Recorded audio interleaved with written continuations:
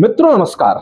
जब भी कुंडली में सूर्य और शनि की युति होती है या फिर सूर्य से शनि केंद्र में बैठा हो और शनि से सूर्य केंद्र में बैठा हो और दोनों में से कोई एक दूसरे पर दृष्टि डाल रहा हो केंद्र में बैठने के बाद, तो प्रायः इन दोनों ही संबंधों को ज्योतिषियों के द्वारा बुरा माना जाता है।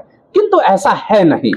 इस युति के दो परिणाम हो सकते हैं। पहला परिणाम हो सकता है कि जिसकी कुंडली में यह बैठा है या संबंध है, वह व्यक्ति या वह जातक अपने कुल का दीपक हो सकता है, और दूसरा है कि वह अपने कुल का विनाशक हो सकता है। जब कुंडली में यह संबंध कुल विनाशक योग बना रहे होते हैं तो ही बुरा होता है, कुल दीपक योग बुरा नहीं होता है। तो चलते हैं कौन सी परिस्थिति में यह कुल दीपक योग बनाता है।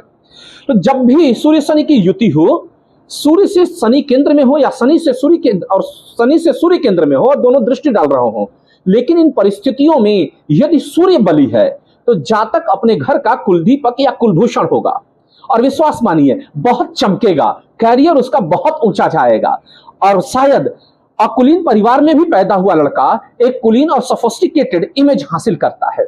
लेकिन जब यही संबंध बन रहे होते हैं किंतु शनि शक्तिशाली होता है, सूर्य कमजोर होता है, तो ऐसा जातक, जिस जातक की भी कुंडली में यह संबंध दिखाई देगा, ऐसा जातक अपने कुल का विनाशक होता है, पैतृक संपत्ति का विनाश करने वाला होता है और अपने कुल की मान मर्यादा को गिराने वाला होता है।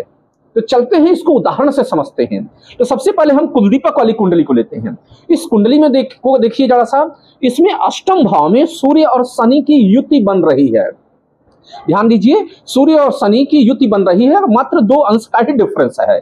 सामान्य ज्योतिषी इसको बुरा मान लेगा, किंतु ऐसा है नहीं। इस युति में